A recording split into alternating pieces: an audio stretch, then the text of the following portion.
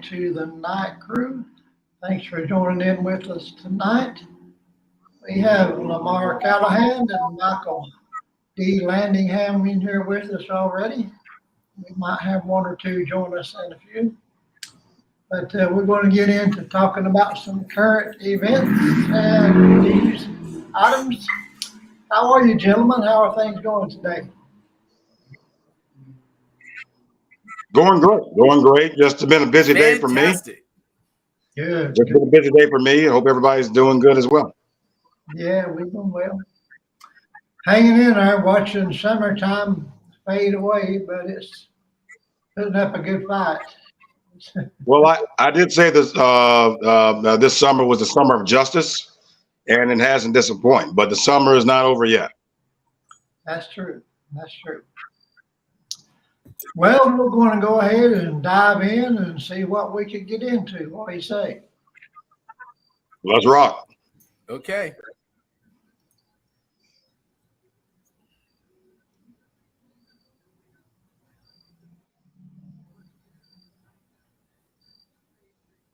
Okay, the first thing on the agenda.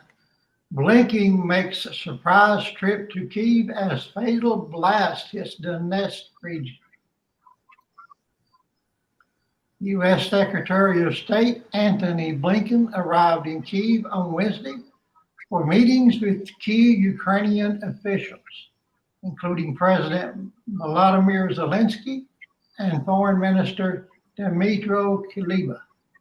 Blinken's trip to the Ukrainian capital had not been disclosed ahead of his arrival and comes as Ukraine prosecutes its counteroffensive in the south and east of the country.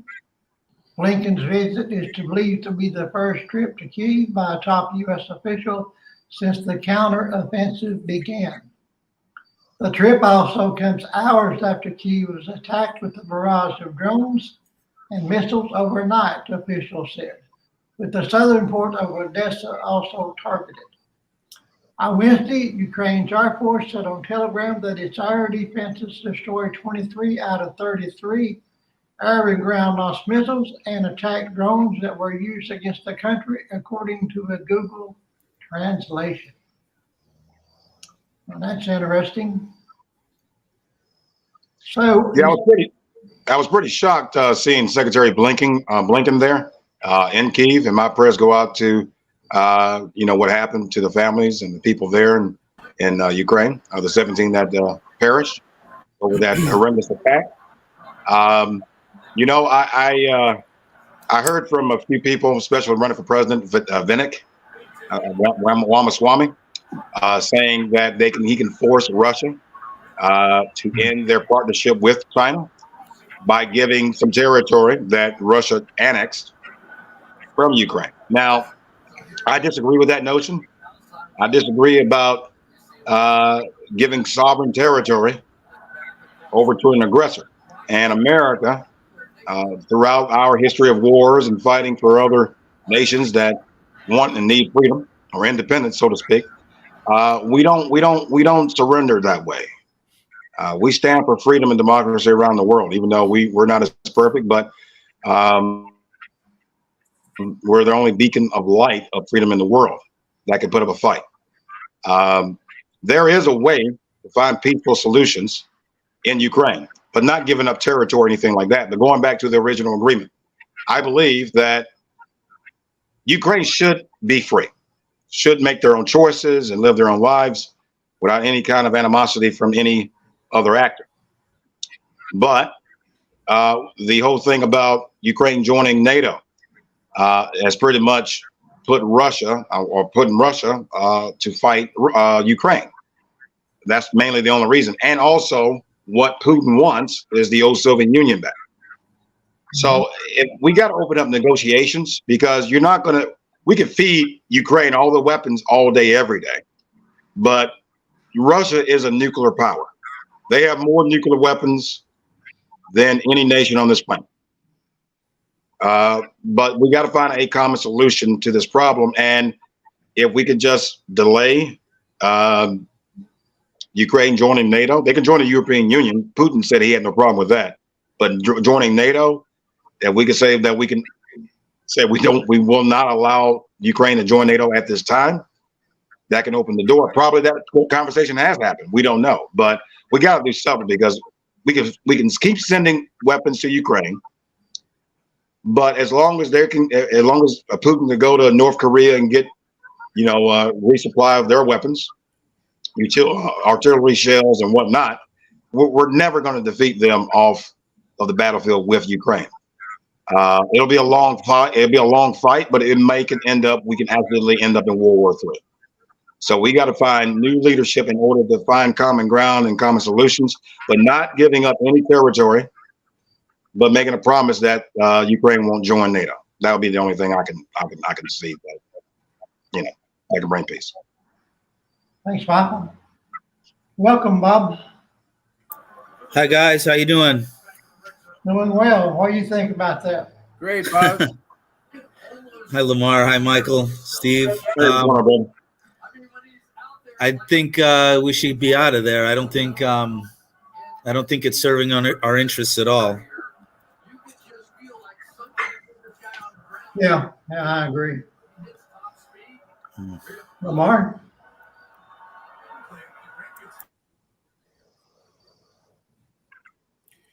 Well, I think Michael pretty much took my statement. He said it just like I was thinking, even with the Browns hat on. Yeah, I gotta represent. You can have it. You can have it. I had my time in Cleveland. I got no interest in going back. But what? But getting to this. No, I had some time in Cleveland, a couple years. I had no interest in going back. But hey, I love Cleveland too. There are some things, here and there. I can understand them, but it's my home. I can't help it. That's fine. You can have it. But anyway, Blinken, but Blinken going to Kyiv, and I did a little research before the show. They're wanting to say that we're still behind you and we support you, giving them an extra $1 billion. What's the real point? And other than starting World War III, which is another issue, where's the end of this war? What's the end game? Right, because end game, we cannot literally just keep giving. We can't just keep giving them money, because as the GOP would like to say, this is being put on the plates of, or the pocketbooks of our children and our grandchildren, which is a true statement, because there's no way that the Ukrainians are going to be able to pay this back. And there's no way the GOP is going to go ahead, and there's no way the GOP is going to say, you know what, there's really no honest reason why the U.S. has to have a military budget that's greater than the next 13 countries. Yeah. So we need to do something to get out of Kyiv. And, we've basically agreed to let Kyiv or Ukraine join NATO after this war is over. But we need to settle this war. Yeah. I don't agree with the GOP on much, but I do. And how do you agree do with it? this issue. We do need to stop sending Ukraine all of our money and giving them all the help that we're giving them. It's right. Not right. It's not right. Overall, I may add just a little bit. The special operation under Putin wasn't supposed to last that long. They thought they can overrun Kyiv and take it over, which Kyiv was the original capital of Russia before Moscow was. And I looked at it back and forth, even the beginning of the war, and I was looking at the end game later. Like I said, Putin is stuck on the past. Ukraine is a spiritual connection to Russia in many respects. It is Russia in many respects. They broke off after the Berlin Wall fell. I would say that when they said they're going to allow Ukraine to join NATO after the war, that's impossible. The only way that can happen is that Putin has been removed from power, from someone from inside, like the resistance, Russian resistance inside Russia. That's starting right now. Putin will launch a nuke before he loses power. I've studied this man for 20-some years, and he's dangerous. He means what he says and says what he means. The whole plan from when he became in power, and he's been attacking democracies from ever since the beginning when he got in power to now. And the end result was, he was hopeful that Trump would have won the 2020 election. Okay? Because Trump was already talking about disbanding from NATO, and if we disband from NATO, that's it. Ukraine, the Baltic states, all of them will be lost. But that plan didn't happen. So now Putin is kind of like, let's do it again for 2024. Hopefully that they can convince enough Americans to walk away. But our problem with our leadership is we're living back in the 20th century with their thinking about why NATO was created, the promises that we made to Russia, that we was not going to move anywhere past East Germany, but we did. And at the same time, when we kind of went against our own, backings, and Russia has too. I'm not saying, both of us were at fault, but I don't see any way that there'll be any kind of peace, like everything will go back like it was before. Russia's pushed the envelope past the point of almost of no return. So something has to give. But territory, I just don't see America walking away, because if we do, China will be emboldened about Taiwan. If they take over Taiwan because of the semiconductors, then we're going to be in trouble years down the road. So, and you look at China right now and Russia, they're working with BRICS, trying to undermine our dollar. So it's not just to me, it doesn't matter what's the end game about Ukraine, what is beneficial for us. We're all too interconnected now that if we let one domino fall, it's going to fall terribly for us.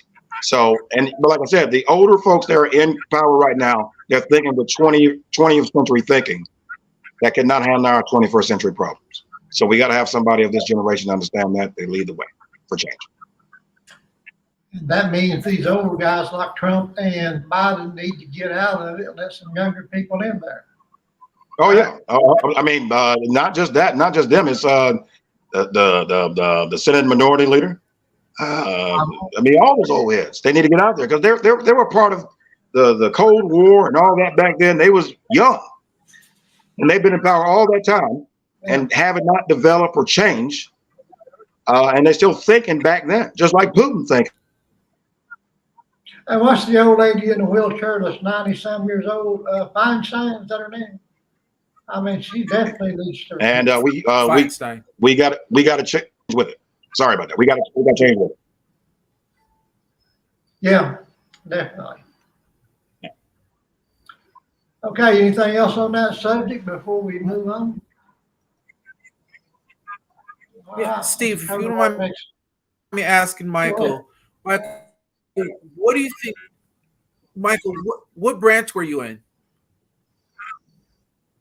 I was never in the military. What branch were you in? I was never in the military. My dad was in the military. I never joined the military. My dad was in the Army, and so when you say the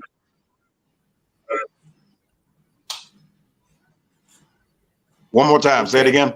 When you say that we were the 21st thing or 20th century thinking, what are your thoughts on? Do you still follow when you say 20th century thinking, what are your Yeah. thoughts on the Republican senator that will not let the the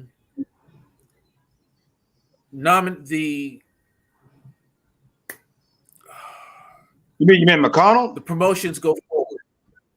No, it's not McConnell. Tuberville. I can't Tuberville. think of his name. Senator Tuberville. Tommy Thank you. Tuberville. Tommy Tuberville. I know the senators and Yes. everybody. It's a means and a ways to weaken us, because you got to understand. I've got some evidence and some proof, and I kind of bet that everybody kind of sees this as well. That you have some Republicans that are in the back pocket of Putin, not just Trump. Oh, yeah. There's and he's one of them. He don't care about the abortion thing or whatever excuse. That's just an excuse to cover up, to weaken America. That's it. That's it. I mean, that's only common sense. I mean, 2 + 2 still equals 4. So you just got to find that equation from why he's really doing it to get you equal. So, but yeah, he's doing it to weaken our armed forces. Trump did a number on weakening our armed forces. So that's the only reason. Okay, All right. Thank you. No problem. let's look at our next story. White House says North Korea has not yet provided weapons directly to Russia for the fight in Ukraine. National Security Council spokesman John Kirby reiterated warnings that North Korea should not supply Russia with weapons for the Kremlin's war in Ukraine. We have seen them provide rockets and artillery to the Wagner Group, but that was months ago, Kirby told reporters at the State Department, adding that the U.S. has not seen Pyongyang provide weapons directly to Moscow. We will see how it goes, Kirby said, adding that the U.S. does not have formal diplomatic relations with North Korea and therefore will not continue to issue warnings publicly. So what do you say about that, Michael? Well, I noticed. I heard about that yesterday or the day before when it came out. I think they was already getting weapons from North Korea. I've also heard that when China was trying to, or when Russia was trying to get weapons from China, and we kind of told China, hey, don't do that. But China can give these weapons to North Korea, and then Putin can go to North Korea and say, hey, let me get your weapons. I mean, where do you think North Korea get their weapons? They get it from China, right? So, the White House warning to North Korea that there will be consequences of their actions because they're stepping up their threats against us. Missile test, I think it happened the other day that landed in the Sea of Japan. I know they're supposed to have a nuclear test sometime in the coming months, which we warned them about as well. But our warnings, to me, seem weak. I mean, they look at America, our leadership, weak because they're old, and the visionary tactics from certain people and powerful people within our government, and we're turning on each other. So they smell blood, and they think that they can do what they're doing now. But the only way, and I believe this wholeheartedly, the only way to show these bullies, so to speak, that America's not playing is you got to step up to them.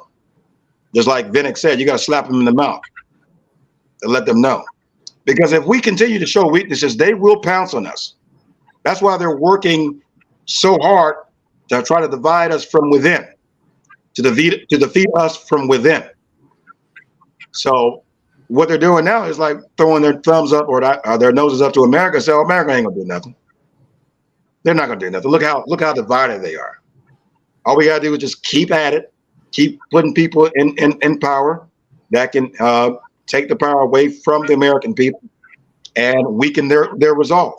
And if nobody doesn't see that, then clearly we need fresh new leadership to remind us who we are and what the real threats are out there. But the North Korean threat, I take Chairman Kim seriously, And those weapons, I think it's already probably in the hands of Putin right now. They're going to get it. They're already getting weapons from Iran, the drones. But there's got to be some consequences with North Korea. But what they are, we already sanctioned them from hell to back, and still they're starving their people. I don't think, like, you know how Trump communicated and went to North Korea, still nothing was done, and everybody thought that Trump was doing great. No, he was a puppet. Remember, money came from North Korea, about $9 million, to an account in Trump's name. Nobody even brought that up. But we're gonna have to get serious, because if anybody, it's like if somebody threatened you in your house and your family, what you gonna do? Just sit there and wag your finger and say, no, don't do that. Bad, North Korea, bad. No, you got to step out there with your shotgun and someone pop you in your face if you threaten us. But like I said, we just got to get a little tougher. Hopefully we'll do that. How do you get tougher? Huh? How do you get tougher when you are the big guy on this? How does the big guy on the block, how does he get tougher when he's the big guy on the block? Well, first of all, like I said, we're not weak. It's our leadership. You change that leadership, you put somebody like me with my story and everything, and how I talk. Oh, they won't smell weakness from me. See, the American people and the American government are two different entities. All right, they can't stand the American government. They love the American people. They love what we create. But our leadership is the problem. No matter if it's Republicans or Democrats, they both fail the American people. We're both far less safe with these people still in power. If you have fresh new eyes, fresh new blood, and fresh new face, and a new voice that will lay out those red lines and say, you cross it if you dare. Look what I did. Look what I overcame. I knocked out Trump. I knocked out Joe Biden. Who are you? I'm willing to work with you. I'm willing to start a new way moving forward. But if you want to fight, get ready. That's out. Point blank. Because either way it goes, my grandfather used to tell me this: it's better to stand on your feet and prepare yourself and defend yourself instead of laying down and waiting for them to come and get you. Because either way it goes, they want us dead. They want America to falter. And as long as we show weakness, we will. As long as we show division in our country and our politics are not coming together, we will fall. But if we step up, come together, find common ground, say what we mean and mean what we say, I promise you, they'll back down. If not, then we will have to fight. Would you be willing to initiate would you be willing to support a mandatory draft for men and women? Well, we wouldn't have to do that. Like I said, the another thing about the draft thing, the thing about the lacking of volunteers is because of our leadership. If our leadership is weak, why you think people go volunteer to get into that? No, let's put a fresh face in there. You have people and a direction of what the real threats are, and a plan to counteract it. You have more volunteers than you can handle. That's what I believe. Okay. But we have such a society. I'm sorry, Steve. I'm sorry, Steve. I don't want to take over. No, go ahead. I mean, it's a good conversation. But when we have a society that's such a when we have such a society that's full of we have a society that's full of ingrates and self-serving persons that only 1% of the population are willing to do what I'm doing or did, willing to do what your grandfather or your father did. And that is to stand up for this country and say, I'm willing to make the ultimate sacrifice. I can understand where you're coming from. And let me just give you an example. When you mentioned about back then, with the youth back then, when we had leaders like FDR and Roosevelt. I mean, not Roosevelt, but FDR is Roosevelt, excuse me. Kennedy and all the rest of them. They spurred the American spirit. They spurred the youth to act. We don't have leaders right now that can do that. We don't. It's been a while since we had that. If we have real new leadership that knows the threats, knows how to bring people together, you bring this nation together. All the other problems that we've been having, all the lacking and all the doubts and the fears will fall by the wayside. I promise you that. Okay, let's Because look. the American people want to do something for their country, but they don't trust the leadership that is leading us. Change the leadership, you change the people's perception. Bob, you want to weigh in on that? I think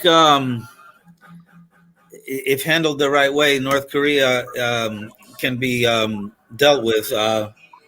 I know nobody, here on the panel likes Trump, but he kept them in check, and I thought it was great when he stepped over the line and shook hands with them, and they seem to be under control, and now they're not under control anymore. So that's the kind of leadership that I think we need to. But I think with the right leadership, they can be worked with. Hopefully we'll get the right leadership in 2024. Yeah.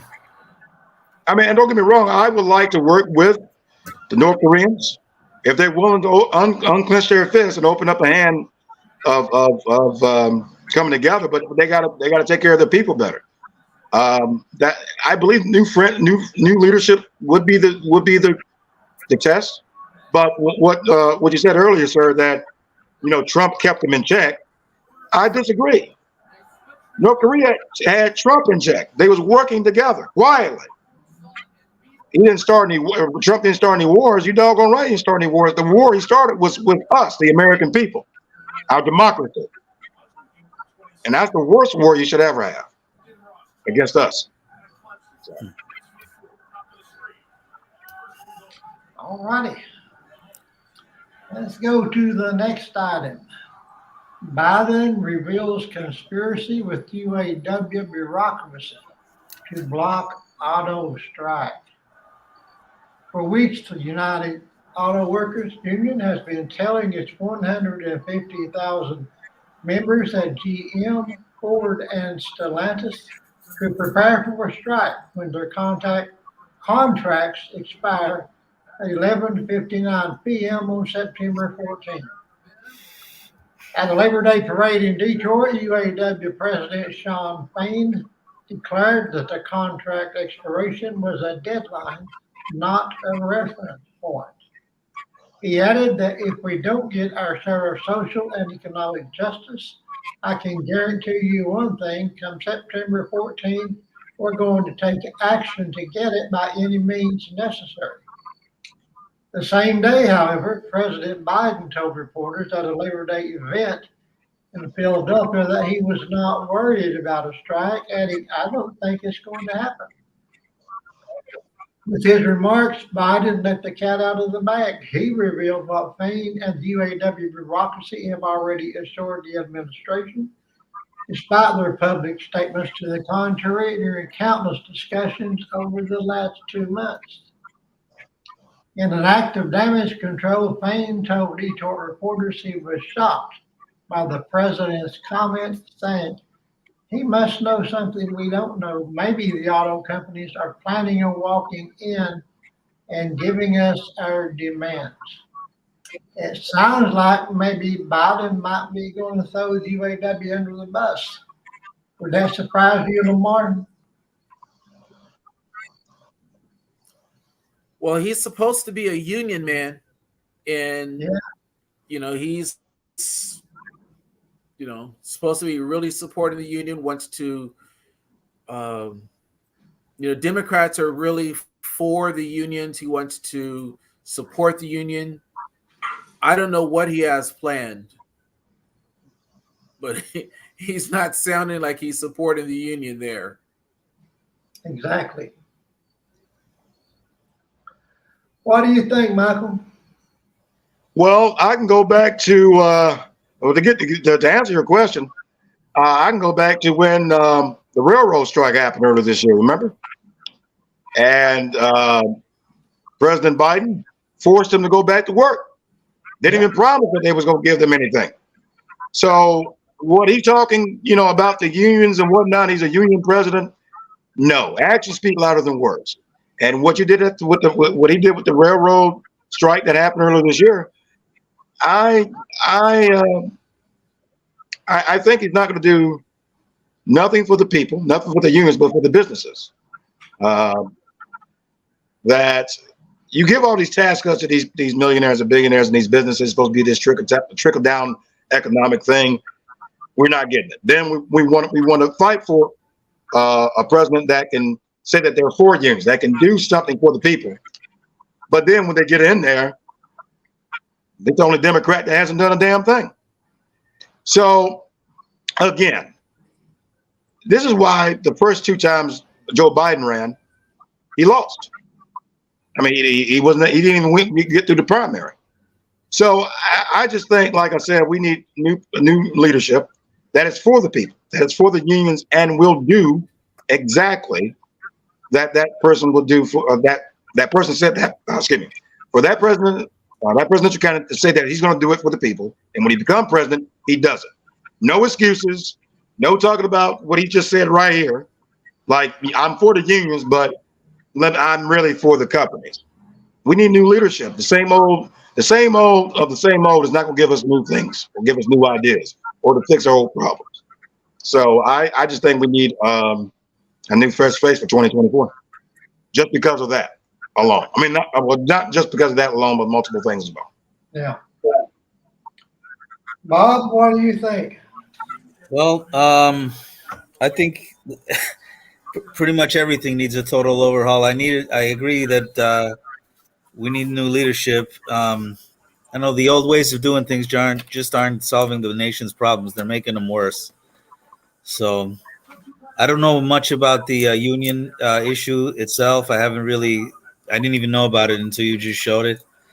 But I know that I can't get certain supplies that I used to get very easily. And when I do get stuff, it's a lot more expensive. Like a bottle of Clorox for me was $7 the other day at a Winn-Dixie, just a gallon of Clorox.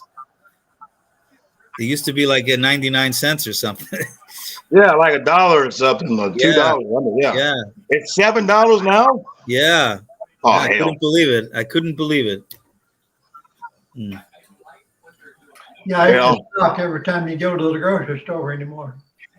Yeah.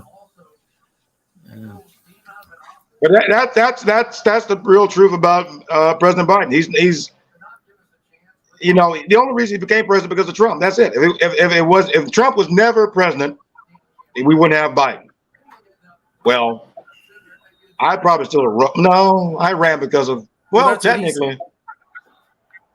Yeah, I mean I ran for unity. I ran because of Trump. Trump was doing a terrible job, but when I ran, he wasn't unified. He was just trying to bring up old arguments about race and all this other stuff and the Klan and all that. And Biden saw his opportunity. He said, finally, I could become president with this guy being president. But if it was like some normal person, no, no, because everybody know him. Okay, I gotta go. Okay, look, y'all stay by. I'm gonna keep the show like it is. I'll put it on mute, but I'll be right back. All right. Okay. New Year, brother. Anything else on that topic before we go on? All righty. No. World War III has already begun. Ukraine's security chief. It's a mistake to suggest that the conflict between Kyiv and Moscow is only a bilateral struggle, Alexei Danilov says. The head of Ukraine's National Security and Defense Council has claimed a third world war is already underway, with the Moscow-Kyiv conflict pulling in countries far beyond the region. Speaking at the Kyiv Security Forum on Tuesday, Alexei Danilov argued that NATO needs Ukraine as a member, as global turbulence is set to continue. We're going to strengthen the alliance, he insisted. If somebody thinks that the World War III hasn't started, then it's a huge mistake. It has already begun.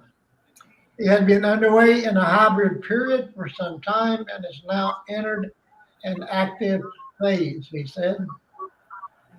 Sitting on stage beside former CIA Director General David Petraeus, Danilov said that if somebody thinks that the conflict in Ukraine is about settling the scores between Kyiv and Moscow, then it's a mistake. Things are much more complicated. And I certainly agree that things are complicated. And I also can see that there are a lot of countries already involved in this war. It's not just Russia and Ukraine. And whether we like to admit it or not, the United States is apparently not only involved in it, but committed to it. And we just keep sending them money, sending them weapons. And there's no way we can say with any kind of credibility that we are not involved in that war. We totally are involved in it. And we're committed to it, obviously. Lincoln going over there promising more money. There's more icing on that cake. I mean, we're just continuously helping to escalate that war. So what do you think, Lamar? I'm with you, Steve. There's no way for us to exit this war. If we were to get out, it would be another Afghanistan. It would be another Vietnam. The only thing different is that we don't have our people physically there. It's just money and treasure. Well, money is treasure. The sad thing about this, but then we have other countries, Germany, France, Britain, or England, Britain, same place. They're also involved in this. It's just Poland, Belarus.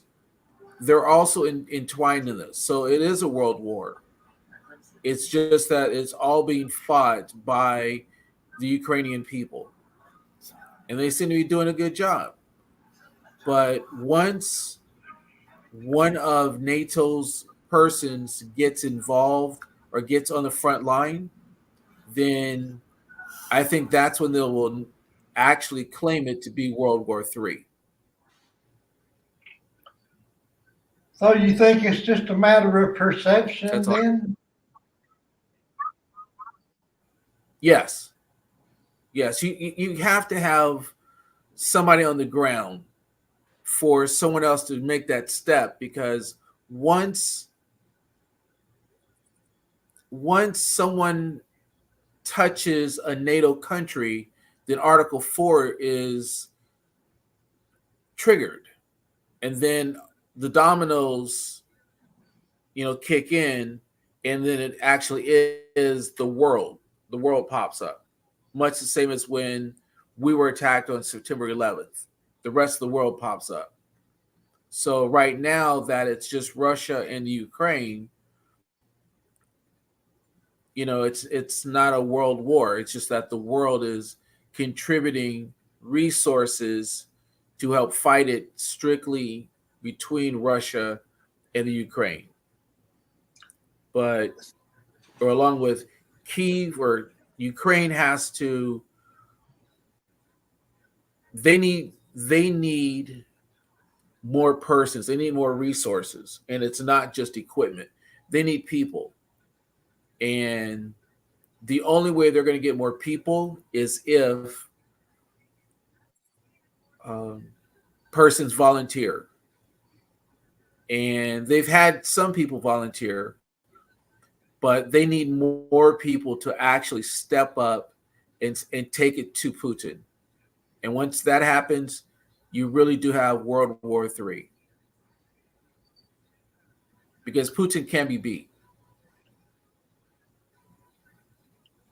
Well, I understand what you're saying, but I tell you, Lamar, I see it kind of the way Danilov does. I mean, we got countries from all around the world involved, giving money and weapons and vowing to escalate and defend and whatever. I mean, it seems to me like it is already World War III. And I don't see how Biden can say that we are not ourselves in the war. Now, if somebody was trying to kill me, then I would think that person was my enemy, and I'd be right to think that. And if I found out that somebody else was not only giving him the weapons to do it, but encouraging him to do it, then yeah, even though that person might claim to be my friend, I'd say that person is my enemy too. And that's kind of what we're doing. We're providing all this money, we're providing weapons, and we're encouraging Ukraine to keep going. And they couldn't be doing it without us. So yeah, we're in it. We've taken sides, and I don't see how anybody can deny that. That's my opinion. What do you think, Bob? Right. I think the whole world is a mess right now. Yeah. But that's nothing new. Yeah, but this I hope it doesn't escalate, but it doesn't look good. Yeah. Do you think it makes any difference whether we called it World War III or not? Not really. I think wars are fought differently than what we're used to. I mean, there's little things going on all the time, Formal declarations and stuff like that are a thing of the past. Oh yeah, we never declared war in Korea during the Korean War, did we? Yeah. And isn't that officially still ongoing? Yeah, I think so. Yeah, they never signed a peace treaty or anything, or an end to the war. Yeah. Yeah. Well, anything else on that one, gentlemen, before we move on? I was simply thinking about what I was talking earlier in terms of an end to it. All right. And I was thinking about an end to it, or an end game would be to have Ukraine bite the bullet and simply say, okay, we'll give you this territory, but in doing so, immediately the next day, we enter NATO. That's the only way to stop it. And NATO and Ukraine has already said, we are not going to give up this territory. Yeah, they have. That's true. So it's either give up this territory so you can stop the war and be approved for NATO, because NATO's already said you can come in, but you can't come in while you're in this war with Russia. And Russia's already said, well, we don't want you to join NATO. Well, Russia, we've already been approved. We just can't do it while we're in a war with you. So Zelensky needs to just simply say, okay, fine. You got that territory. Well, we're going to go ahead, fight for this territory here. We'll take this back. I got a ghost in the water, but we'll let you have this land. We'll let you have that land. We'll take this back. You keep this. And that's the war. It's done September 9th. And then on the 10th, we join NATO. And that's it. That ends it. Everybody walks away happy. I do have one point that could possibly, it sounds like a novel idea besides, Ukraine don't want to give up their territory. But back in 2014, Russia took Crimea. And they was hoping by letting them take Crimea that they won't take any more land. But when Trump got in there, after Trump left and thought he was going to win again, they forcibly took more territory because of weakness. So I doubt that what you're saying, I'm not saying it's a good idea, don't get me wrong, but do not trust Putin.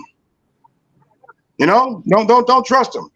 Because let's just say we give him territory, like you said, and then admit the rest of Ukraine to NATO. Like you got Eastern Ukraine for the Russians and Western Ukraine for the West. But at the same time, Putin, as he's in there, he's going to build up his forces in that territory so he can be ready to overtake the whole of Ukraine. Let's just say when another presidential election happens, 2028 or 2024, if Trump gets in there. And then if some other Republican steps up and sounds like Trump and want to dissolve NATO and all that stuff, he can attack then with all the sources, all his resources in that new territory that Russia took it over. So I would have to say, okay, two things. Number one, I think it's a question about, are we in a world war? I think ever since 9/11 happened, and we went into the Middle East and disabled the Middle East, and everything happened after that, and what we see now, yes, we're not in the starting early phases of a third world war, but we're not too deep into where there's no turning back. We can turn back with the situation in Ukraine by making to let President Putin know that, look, we understand from previous agreements about allowing Ukraine to be a part of NATO because Ukraine was a part spiritually of Russia. I understand that. Hold on. So we can just say, look, we will not allow Ukraine to be part of NATO at this time until y'all can find some kind of way to coexist.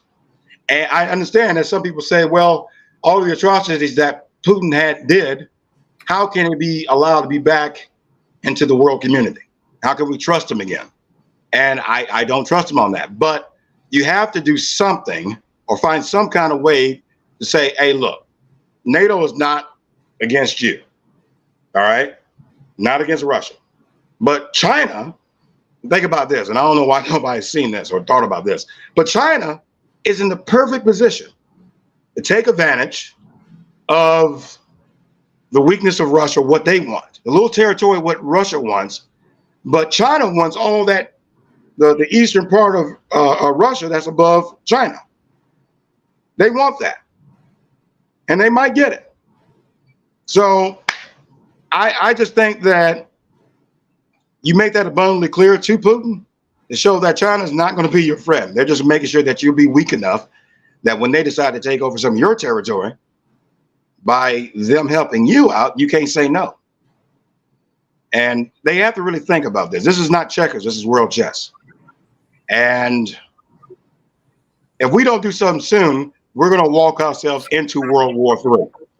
World War III is the end of all things. No one wins. So sometimes, yeah, you might have to give some concessions, but it's got to be something that can make common sense that after all the atrocities that Putin has done, we just can't, like, it can go back to where it was. You have to work towards trust again, build up trust with the world community. But the way we're going right now, there's no way that Ukraine with our weapons and all that's going to defeat Russia, hands down. Unless we're on the battlefield, that'll be the only way. That's all I got to say about that. Okay. Anybody else want to comment on that? All righty, let's go to the next item. Michael Higgins, Catholic board wants to ostracize Christian team. Josh Alexander, the Christian teen whose views on gender got him arrested by his Catholic school, has been fighting for months to get back into class. Fortunately, the 17-year-old has just won a court battle that allows him to appeal his expulsion from St. Joseph's Catholic High School in Renfrew, Ontario. Unfortunately, Josh has also been told that because he didn't attend classes that would be the cause of the expulsion order, he's been unenrolled from school. It's as if the decision makers, the Renfrew County Catholic District School Board, having studied the Gospels, learned all the lessons concerning Pilate, and ignored all the teachings of Jesus. The whole sorry saga began at the end of last year, as the math class was about to begin. Josh, then age 16, said a discussion started around gender identity. And I simply said, you can identify as you please, but the fact of the matter is, God created male and female, said Josh in an interview. That was considered bullying, he said, adding that he later learned that at least one person identified by a different gender in the class. A suspension notice was followed by an exclusion order, which was followed by a trespassing notice. In February, when Josh tried to go back to school, believing he was allowed to, the school called the police, who arrested him. He was later released without charge. I think this is really silly that that first of all, to call what he said bullying, that's ridiculous. And to go on taking it further and calling the cops, and the cops actually arrested the guy. I mean, to me, that's absolutely asinine. That's absolutely ridiculous. So what do you think, Lamar?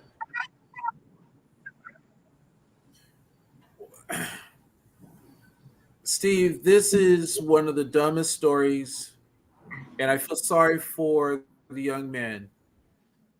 You're in a Catholic school,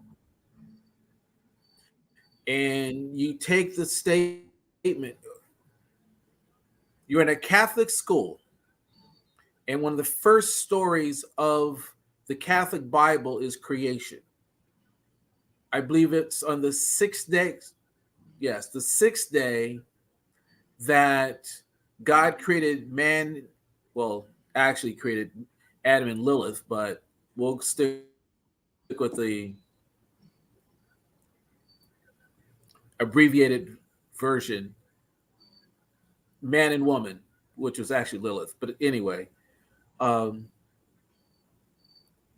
why would the Catholic Church get upset with a young person that literally takes the stand that is the first story in the Catholic Bible, which is dogma for the Catholic Church?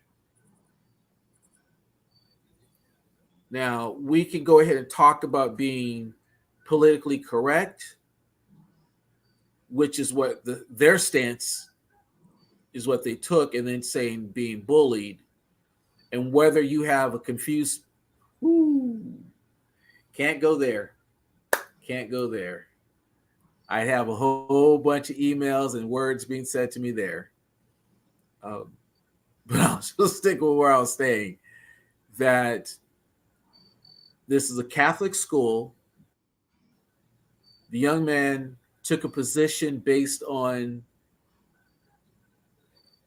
the Catholic teachings, and the school took a position that it's outside of their own teaching. But then again, we're talking the Catholic Church, because the Catholic Church says, the Catholic Bible says, call no man father but the one in heaven. And the first thing they call the Catholic priest is father. So you're listening to a person who has zero faith in the Catholic Church.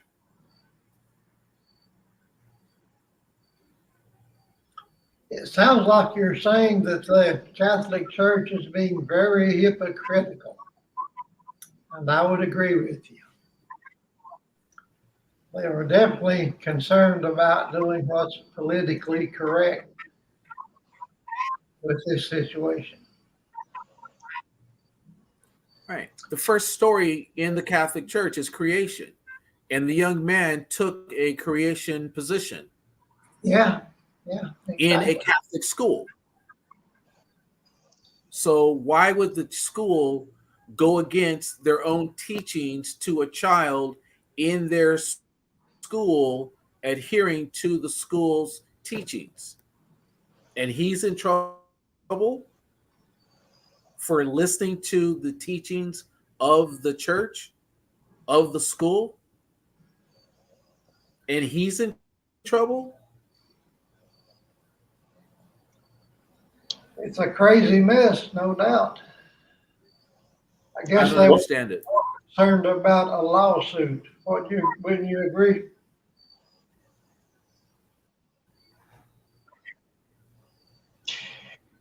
Michael? Well, overall, I would say this. I mean, this is a, I heard about this story. It, whew, I got to be careful with my words as well. But what they did to the young man is not right. They could have found other ways to, in a godly way, in a holy way of understanding, caring.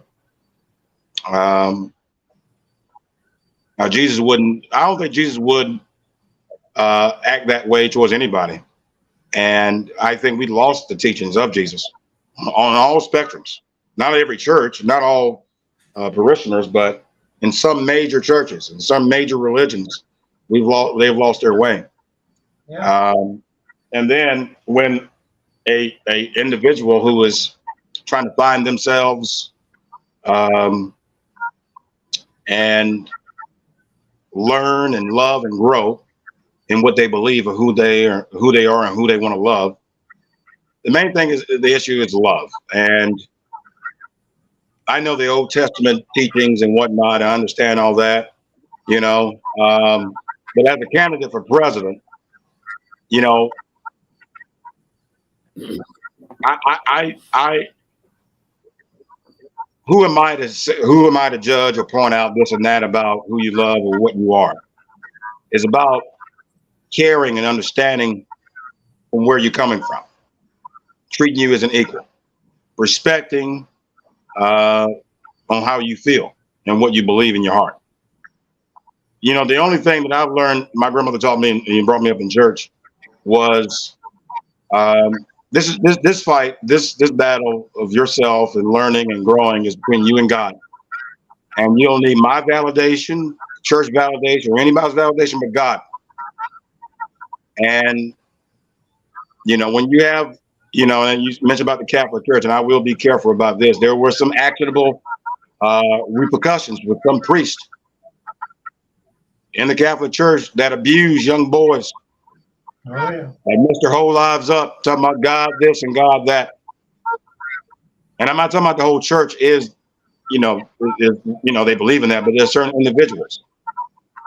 So if the church was trying to keep that quiet, but not try to keep this quiet and work with the young man, then that I don't like. God says, you have free will.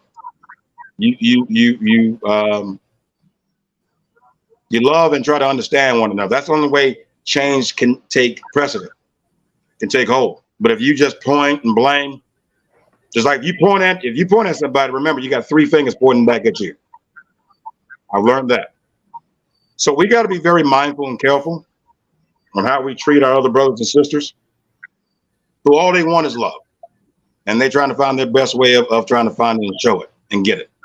But being attacked in this way, calling the police and all this other stuff, the church is supposed to find a way to coalesce behind that young man and find common ground, no matter their religious reviews on the Old Testament. And I was before I ran for president, I wanted to become a pastor. I said it. But the only reason I didn't join is because you can't teach an old dog new tricks. What I mean is you can't teach the old way of thinking how churches are. You know what I'm saying? And the New Testament is the new tricks. So that's kind of like my premise. And but we just if we show more love and more care and understanding, I don't think we'd be having these hiccup problems of why they're all scared and gay this and transphobe that. I don't care. As long as you respect me and there's respect and love and care and understanding. That's pretty much how I see it. All right, Bob.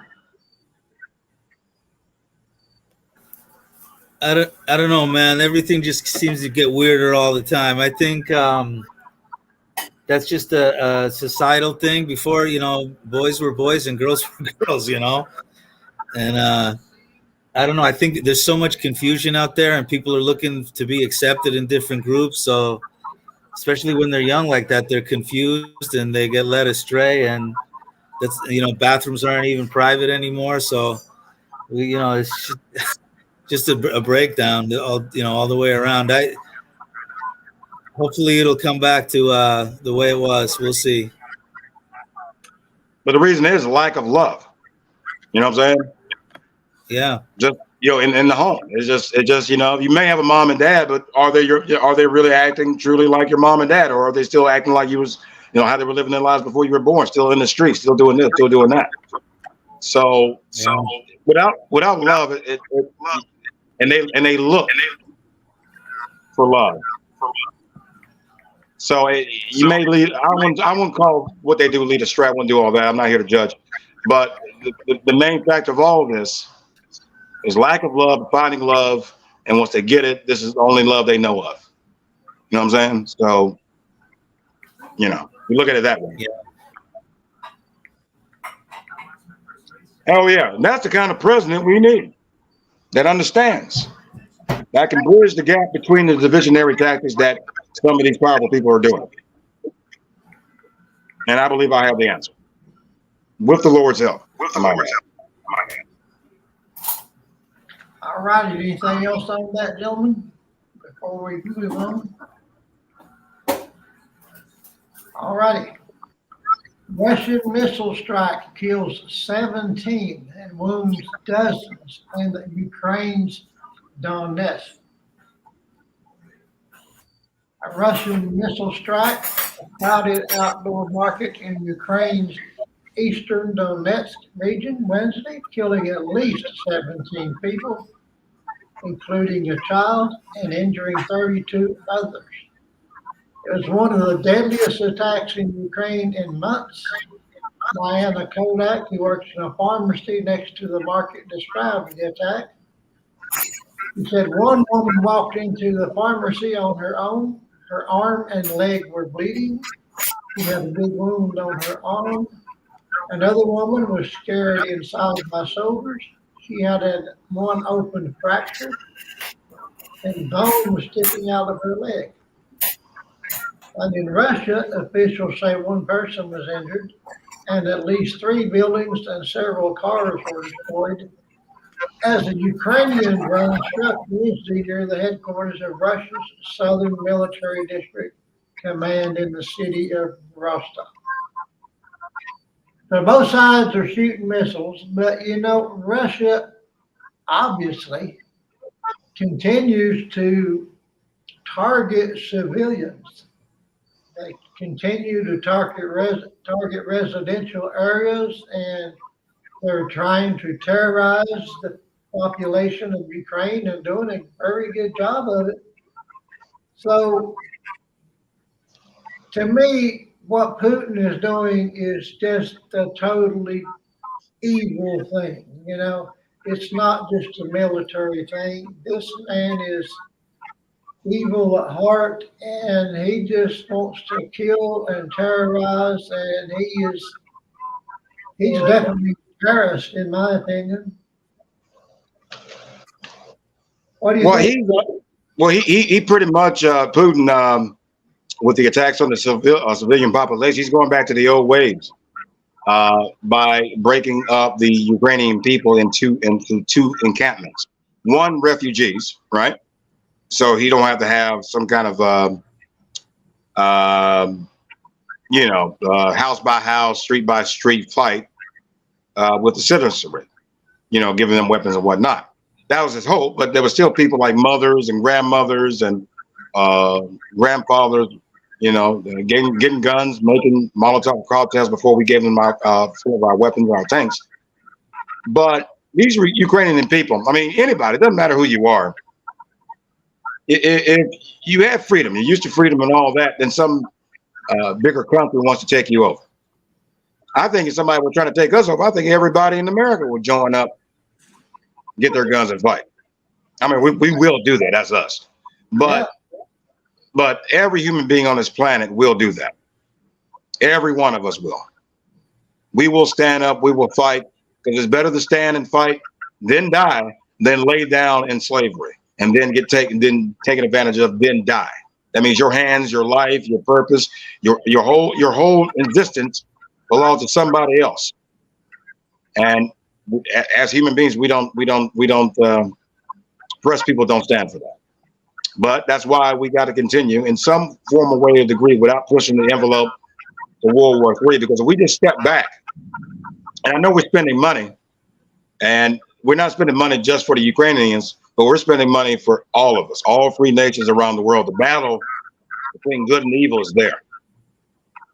Like I said earlier, you got China, you got Russia, you got India trying to work with the African nations, Central America, South America, BRICS. They're finding ways to undermine us while we're at our weakened state because of our leadership.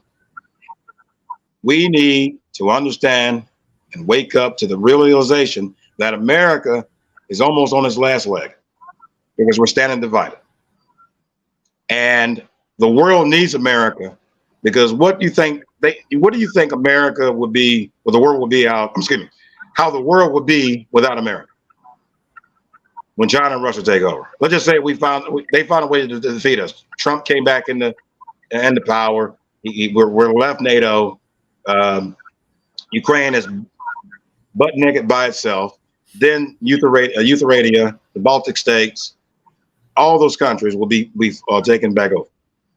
China will take over Taiwan, and if we're not there, they'll probably take over South Korea. India will join the winner. These countries that are watching, they want to work with us, but if we're showing our weakness, they're like, we might as well, work with Putin and China. But the African countries, they don't trust America anymore or Great Britain because of the past. We should have changed. We should have did something here in America to show African countries that you don't need to go with China and Russia. So all this was going on with Ukraine, with us spending our money, not our troops, but our money. And that's a Reagan doctrine. Now, we give you the money and the power to fight there instead of us going there to fight ourselves or fight here at home. But Russia and China have they have a plan. As long as they smell weakness and blood with us, they're going to keep going. And we're going to end up somewhere we don't want to be unless we make a change. But they're going to continue to kill these people. And all I can tell them is they got to fight. They got to stand up. We got to send them every AR-15, every gun that we can for those citizens. I think we're already doing it. But to have like some kind of citizen corps or something there, we got to have troops there to do that. We should have done that before. I don't know. We dragged our feet with this one, and with Biden dragged his feet with this one a little bit. So should have had a plan. But when you think in 20th century thinking, it's not going to solve our 21st century problems. Just the end result. Bob, what do you think? Yeah, we definitely need new thinking in everything. Like we were saying before, the old way of doing things just doesn't work. I don't know. Russia, I'm not sure about them. I don't know how strong their economy is or anything like that. I know they have weapons and everything. If you isolate them, though, they may be able to be kept in check. You don't want them working with North Korea and some of these other countries, that's for sure. They're already working with China and North Korea. So it's... Yeah, I know they are. But, I mean, North Korea's economy is not a powerhouse economy either. So I know they can help them with weaponry. How long they can sustain that, I don't know. We'll have to see, I guess. Well, Lamar? China, as long as China is giving weapons to North Korea, and then without China giving weapons directly to Russia, they give it to North Korea gives it to Russia. Mhm. They're going around the thing exactly. China. Lamar, what do you think? Well, to go with the first part of the conversation, the having Russia attacking civilians is a war crime. That's set in stone. Putin is a unconvicted war criminal. That's set in one of the Geneva Accords. He is attacking civilians, and that's something that's true. And I think you said it, Steve, when you said that it's out of embarrassment. He's not going to win this war. It's a done deal. Only thing he can do now is, attack the weaker, because there's nothing he can do. There's nothing else he can do. He has to attack somebody, and he can't attack, a ally. So that's all he can do is attack civilians. So Well, he in obviously other doesn't conversations, I'm sorry, Steve. Understand, he obviously doesn't mind attacking citizens. Well, as It long wasn't his as fault. he has nuclear weapons, and no one else is going to be able to reach him, he's safe. Everybody that comes into contact to oppose him, he kills. So who's going to attack him personally? He kills everybody around them. Yeah. Just like the So, Wagner. in other words, right, when Wagner, he killed him. So in part of the other conversation was the circle with China, Russia, and North Korea. I'm sorry. And North Korea was brought up earlier as well. Clinton set up an agreement with North Korea that if you were to give up your weapons, we would feed you. And that was the first agreement. Clinton gave them the food, North Korea bought. And that's been the song and dance with US and North Korea. Since then, the only president that never fell into that trap was Trump. But Trump never gave up anything. Go ahead, Michael.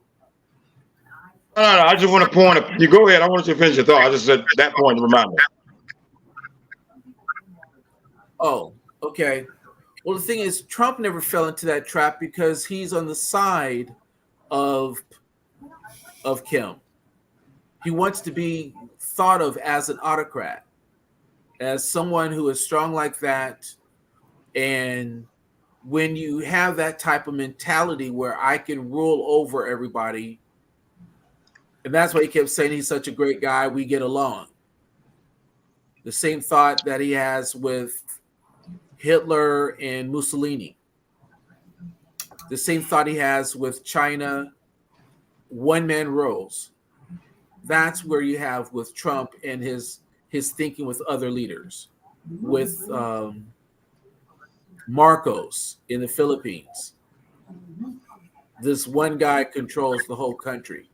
The U.S. isn't built like that. We have a different system, and we won't get into that at this point. Oh, no, let's get But into it. Let's get into it. Because if that happened, if he let's just say if Trump really tried to take over in 2020 with the insurrection, man, we would have banned with white people from left and right. Well, We would have. I know I would have, because that doesn't make any sense. Because that's not who we are, like you said. right. Well, with an insurrection, if that was to have gone forward, I really don't think it would have lasted, because you would have had my fellow brothers and sisters would have Yes. stood up, and you had That's about another it. failed civil war. I wouldn't say We we had wouldn't have a another- civil war. We would just had like a little argument, a little debate, little foot to ass a little bit. That's about as far as we go. But it won't be like a black and white thing. It'll be like a smart people, and obviously you're being played people and not realizing it. And you think patriotism is right, and it's not. So Well, what I'm saying is that you would have had initially, I think the National Guard would have came in and kicked some ass, because the Army and the National, the Army and the Navy aren't supposed to act on domestically. well, But if Trump wanted to do the Insurrection Act, if he did the Insurrection Act, then he would have, the whatever the presidential power is, to militarize the military, and he'll take over everything. So he was trying to let somebody like all that to happen, keep it going. That's why he kept the troops back. Then he was trying to do the Insurrection Act, whatever the thing is, I think that's what it's called. And he would gain power and then took over, but he didn't. Some people stepped up. I think it was the Chief Milley, General Milley, Chief of Staff, Chief of the Army or the military, whatever. Right. He said he was gonna fight back against that. Staff. Secretary of Defense was not gonna let that happen. The acting Attorney Right. General Jeffrey something Clark, I think it is. Right. So yeah, Right. he was trying to do that, but if it did, like you said, you're right. You're right overall. Right. That's what I'm saying. Is the military professionals would have stepped up and said, no interest. We're not going to have this. Right. So the powers in charge would not have let it go forward. So Trump would have lost that war. So as many people want to say, we white nationals, we're going to take over and had our little civil war, where you would have lost again. And you can go back to your little Dixiecrat losing flag. It's not about losing. It's all designed, planned. Trump is a puppet from Putin. Let's say if it did happen, we were not going back. We crossed a threshold that critically damaged our institutions and our democracy. There's a big dent that has been right now has been left, and then you got Vinnick and all the rest of these people that's not speaking up against Trump that will copycat and even do worse than Trump and try to pardon him at the same time. So the threat is ongoing. Right. The insurrection is still it's slow but it's steady. And I keep telling. Let me just say this. I told the Democratic leadership back in 2020, if they had used my story to show what really happened during the 2020 election by Donald Trump sending military helicopters to my city to threaten me, we wouldn't have to worry about Trump. And look at that, what the Democrat Party is trying to do again. By keeping Joe Biden as the incumbent, not having another primary for the Democrats to challenge them, and trying to do the same thing again like what happened in 2020 and 2016. So the only way, this is the thing, you can get rid of Trump, right? You can stop him, you can lock him up. But what he left in the minds of half of the country will not go away. It will fester. It will grow. like poison, and go kill all of us. The only way to resolve that is to show who Donald Trump really is, how powerful, how crazy, how much a madman he is, to remove the hold that he has on the Republican Party. My story can do it. That's why I've been actively researching all this, studying all this, looking at the mind of this man and the other people that follow him, not the voters, but the people in Congress. We have a real threat on our hands. It's not just China and Russia, it's ourselves. Until we have somebody to wake us up to show that there's some people that stands against us or stands for Russia. Doesn't matter if we get rid of Trump or not, nothing's going to change. Right. So do you feel that Mike Pence was wrong today when he did a speech saying that we need to, as Republicans, which I'm not, I'm an independent, but in Mike Pence's speech was that we need to go back to conservatism as opposed to populism. Wait, how do you go back to conservatism?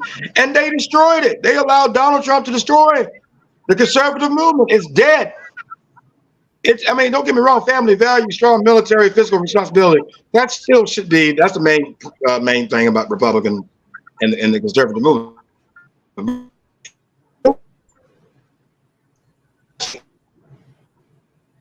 To use that statue again, even the church, he destroyed the church. When everybody was saying he was Jesus, he's God, and it was praying over him and all that stuff. That's not going back to what it was before Trump came on the scene. Right. He destroyed a hell of a lot. But I tell you, I got some good news for America. Let my story get on the news. Show my $2 billion lawsuit going against Joe Biden trying to cover it up. That will dissolve the hold and the fear from the Republican Party. They will see a black man like me running as a Democrat, but going after the Democrats too. Y'all, they need to change. They're the ones blocking me right now.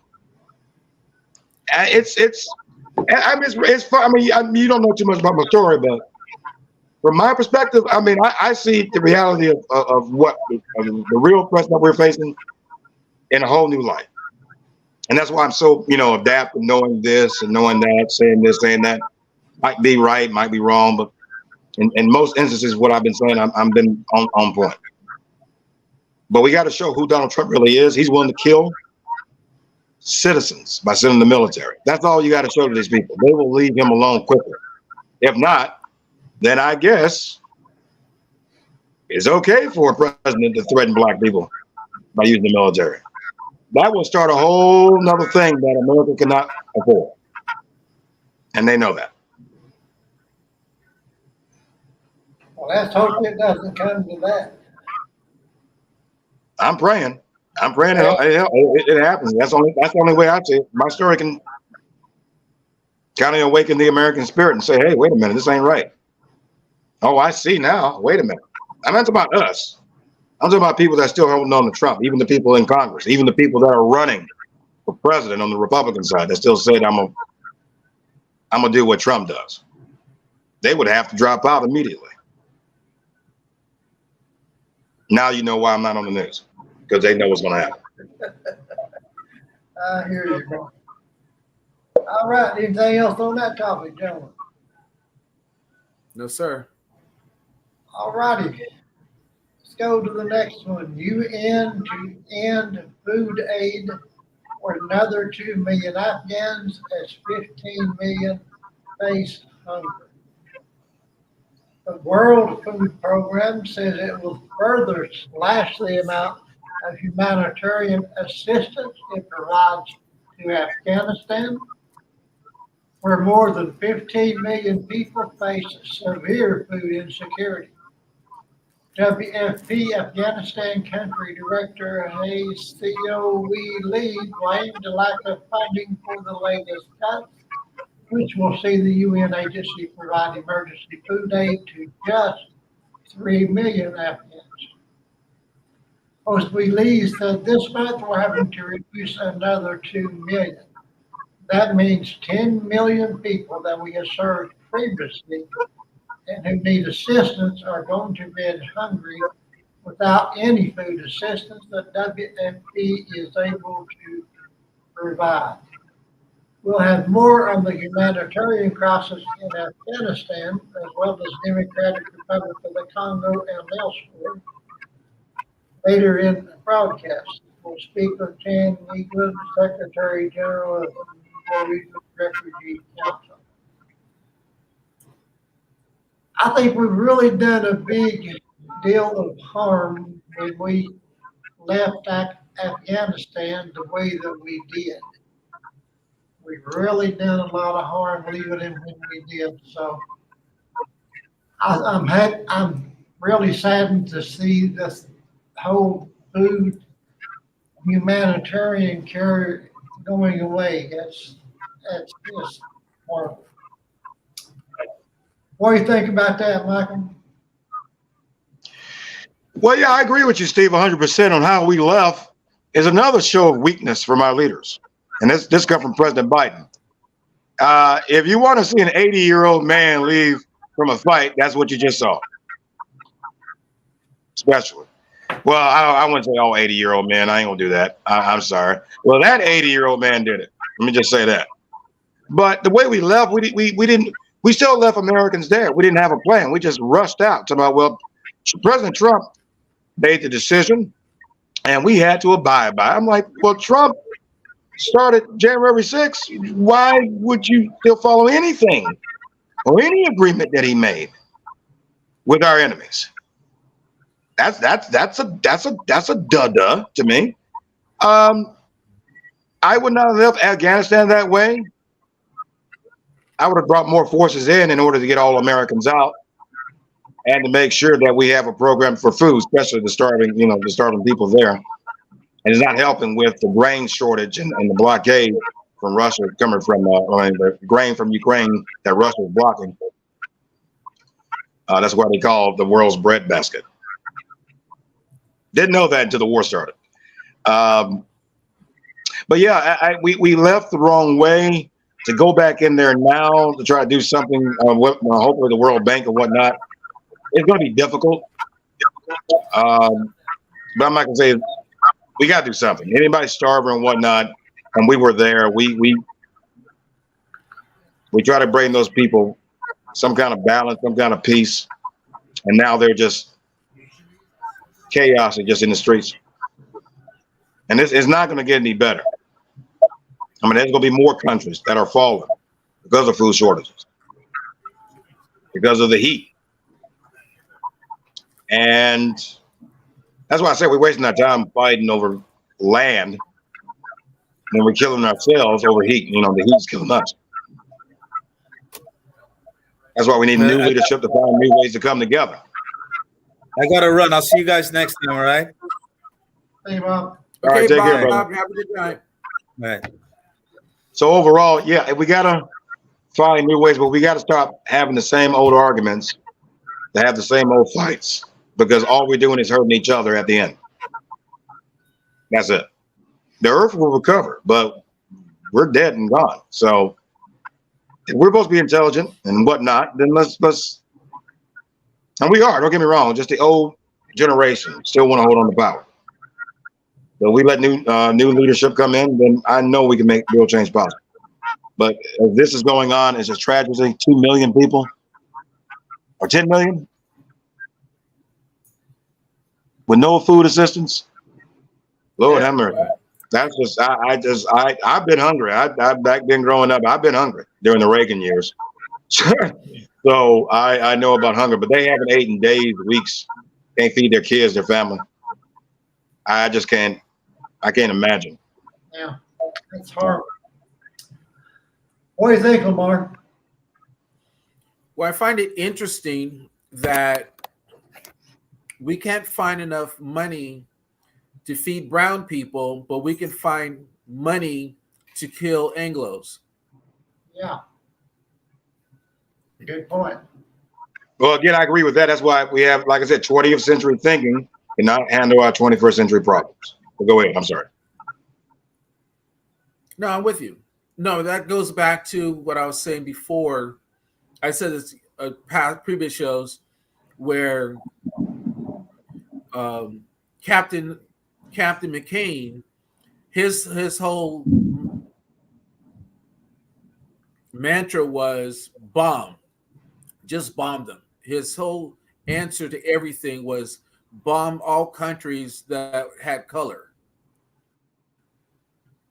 You know, if you had no color in your skin, he was about helping you. But if you had color in your skin, he wanted to bomb you.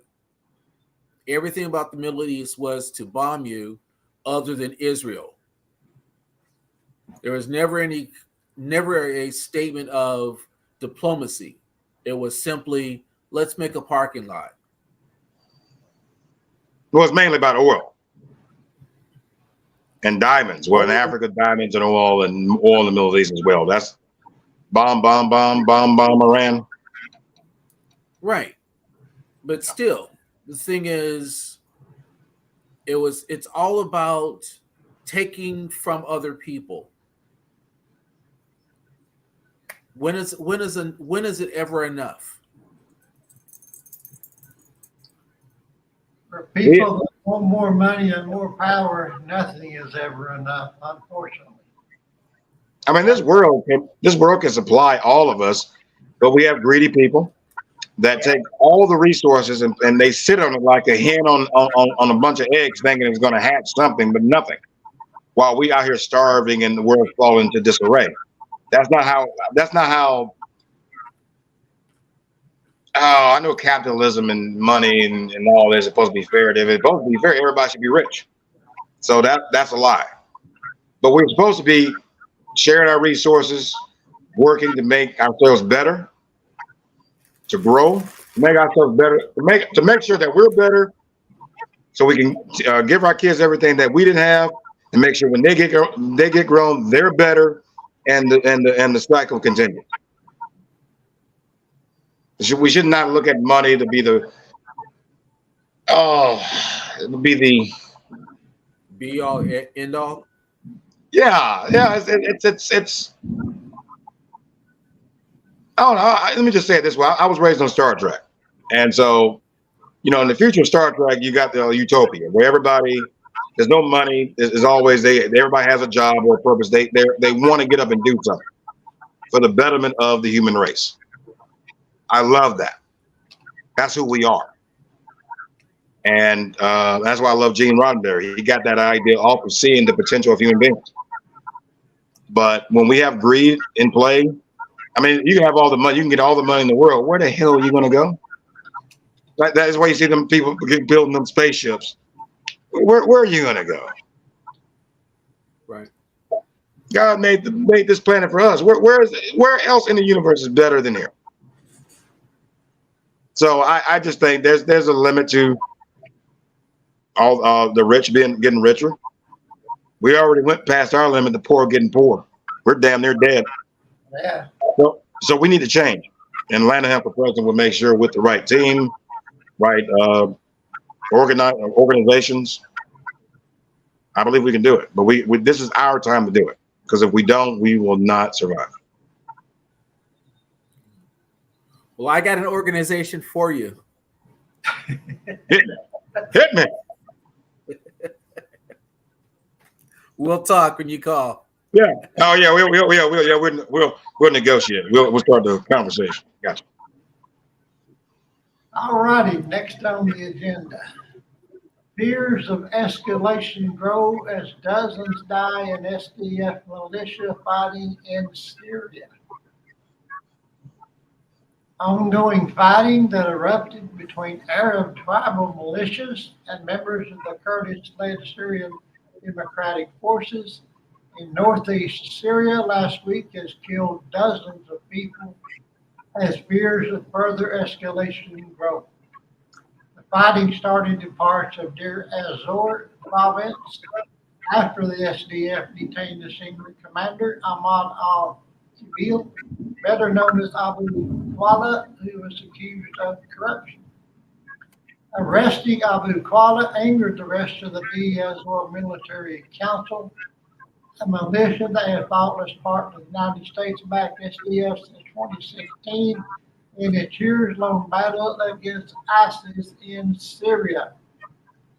The SDF controls a semi-autonomous zone in Syria's northeast, which includes large parts of Deir ez-Zor province and stretches into parts of Aleppo in the northwest. Both SDF and the tribal militias deny that Abu Khalid's detention was the reason behind the escalation of violence. Now, that's a war that's been going on for many, many years. So do you think we belong in that war? What do you think, Lamar? Our hands are all over the place. And I'm sad that Trump had left our allies on the battlefield. But in hindsight, given that it's taken such a long time, but then again, we have men and women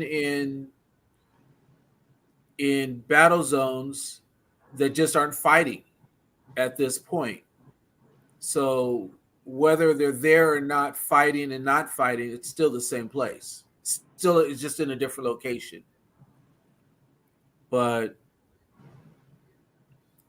war is hell, and I just wish our service members weren't. I wish there wasn't a war at all, to be honest with you. Yeah. War is senseless. But that's another way that the billionaires keep everything going to line their pockets. They own the means Yes. of protection that makes all the bombs and airplanes and everything. So somebody's got to buy them, and they don't buy them unless they use them. So it's just like another way of making more money for them, and Yes. they control the nations, they control the media, they control everything. So it's all about more money to the billionaires. So they have every reason in the world to continue to perpetuate wars. You're right about that. And there's a lot of money. And I go ahead. I'm sorry. No, I was just saying there's a lot of money in war. Yeah. There can be a lot of money in peace without all the lies saying peace is weakness. I don't get that, but yeah, I'm still trying to figure out why we're still in Syria in the first place. Yeah. I don't know. I mean, huh? We actually do have a base in Syria. Well, yeah, but that was like under Obama when he went there because of the Kurds getting killed and gassed or something like that, right? That was back during Obama, right? No, we had a base there way before Obama. Oh, I didn't know. The base I was didn't actually set up. I think the base was set up back in Clinton time. But we've had a long-standing base in Syria for years. In Syria? Well, where don't we have a base? I mean, wait. I'm trying to remember. Clinton, I remember when did we invade Syria? That was under Obama, correct? It was a while back. 2013. Yeah, that was after Obama's he won the second term, and it was about chemical weapons that President Bashar al-Assad did to his people. I think it was the Kurds, if I'm not mistaken. Right. All right. So I think they either Obama at the end put a base out there, or Trump did. Base ain't been out there longer than almost 20 years. It's been out there like 6, 7, maybe 8, 9. No, I think we've had a base. We've had a base there for longer than that. It was a single base. Oh, I don't know. It's just like we have a base in Cuba. But why are we there now? What is our purpose there now? Because we're fighting. We got Russian planes and our planes like testing each other, and I don't like that crap. So why are we there? I don't know. I don't know the reason.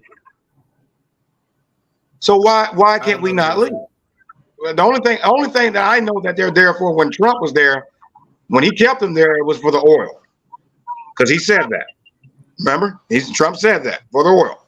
That's the only logical reason I can think about, because they were trying to make sure that Bashar al-Assad doesn't use the oil field to sell that for money to keep his machine alive, or his war machine alive. But Russia's already taken care of that by propping up the regime. So I guess the oil is for us, but we can't sell it or use it. So technically, we're there for oil for the future, as long as we have our hands on it. Does Doesn't anybody matter if we get it ever now or hear later. Biden talk about that war? I don't recall hearing Biden ever mentioning the war in Syria. He haven't said one word about Syria. Yeah. Not one. I remember. He doesn't do many press conferences, so I know if he does, I remember everything he usually says. Yeah. Yeah, something ain't right. And I think he knows that we shouldn't leave, but maybe with Israel, asking the administration to keep the soldiers there just in case, because they're already bombing. Israel's already bombing Syria on the western front, and we're on the eastern, and Damascus is right there. So, and something about in the Bible about the war will break out in Damascus or something. Yeah, there's I don't know if y'all heard about that one. Rings the I bell. can't keep up with all the wars, man. That's gonna Don't rings a bell? no. There's so Something many- about Damascus where the Armageddon's gonna start, and I think Israel, and I don't want to get off topic, but Israel and with the terrorist faction from Iran. I'm thinking. It's been a while since we talked about Syria and them, so I'm thinking vaguely. But we got to we got to get out of there. We're already spread too thin. We got to worry about the growing tensions in China. They're the largest navy they got, the largest land force they got. They got more land missiles. They don't have more nukes, but they got enough nukes to take us out. We have enough nukes to destroy the world 10 times over. Russia can do it 50 times over. So, I'm sorry, 12 times over. We can do it 10, they can do it 12. But we need to leave there, unless we're going to take out Bashar al-Assad, but we can't because of Putin. So are we there for strategic ambiguity because of Russia there? If we really pan out, then Russia would take over the whole thing. If that's the reason, I got to have more of a, what do you call it? That's what I'm going to be asking for, another threat assessment, an assessment overall about what will be the outcomes of our staying there, or what will happen if we leave early or leave now. What will be the outcome? So that will be something I would have to think about before doing it. The loss of oil. The loss of oil. Yeah. That'll be the only thing. And I'm like, if that's what it is, I'm like, yeah, Mr. That's what it is. You mentioned earlier the Reagan doctrine. Yeah, when we got out of the Middle East. I can't remember the ship, but the U.S. or we had a ship in, I want to say it was Lebanon. It got bombed. It got bombed. It was a false flag operation with Israel or something like that, I heard. And we blamed who we blamed? Right. Who do we blame? We blamed we blamed somebody, and they told us to leave the Middle East, or it happened again, and Reagan left, and we had no more troubles in the Middle East. It was Bush 41 that put us back in the Middle East. And the reason for that was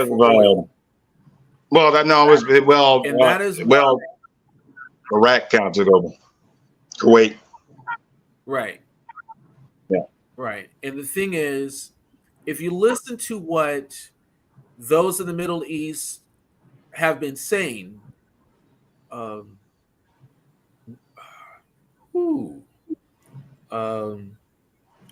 bin Laden and those of him, they kept saying the same thing. Yankee, go home. We do not want you here.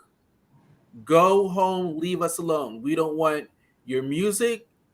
We don't want your culture. Leave us alone. Reagan was told that. Reagan said, okay, we'll leave you alone. Goodbye. And he pulled everybody out. It was Bush 41 that put us back in. And then you had Clinton. He could have stayed in, but he could have stayed in. But he left, and that's why he lost in '94. Reagan had 2 terms. No, I'm talking about. You said Bush 41. Right. Yeah, that was Reagan, then Bush. Right. Yeah, but I think Bush left or Bush lost because of what Clinton offered. But I'll leave that alone. But I'm just saying. Yeah, he offered. Yeah. I understand. I know. Reagan, we lost the ship, and Reagan said, "You told us to get out. Okay, fine. Goodbye." That was Reagan's position. I'm trying to think of the ship. Was it the main? No, it wasn't the main. It was not the Liberty. Oh, I'm thinking about them. Let me think. You could tell me, and I still wouldn't know. I do not remember. It's on the tip of my tongue. I swear. I hate to be like that. I'm pretty good at history. Remember, dog out. Hold on. I don't remember. I don't recall. I don't know what you're talking about. Was it Reagan that said peace with honor? I think that was Reagan that talked about that a lot. Peace with honor. Say that again. Which he was talking about Reagan women said, first. Yeah. Go ahead, Steve. Yeah, I was just saying Reagan kept saying peace with honor, and what he meant by that was getting honor from winning whatever it was we felt like we wanted or needed. Then we would have peace after we win the war. Kind of his big rallying point for a long time. Well, excuse me. Well, Reagan won the Cold War, and that's when the Berlin Wall fell, and that was pretty good. But overall, with the Middle East, we got to look at Bush Jr. And he set some stuff off, boy. That's in the image of all Arabs or Muslims as terrorists here in America. Well, I don't know how it is now, but now it's about Mexicans and stuff. It's they made a whole mess of this crap, I tell you. That's for sure. Great damn job, Bush and Trump. Great job. Silly bastards. Well, Hollywood, Hollywood works into that. But you also have to understand the GOP has a media machine that is second to none. Frank Lutz does a great job on messaging, and nobody refutes it.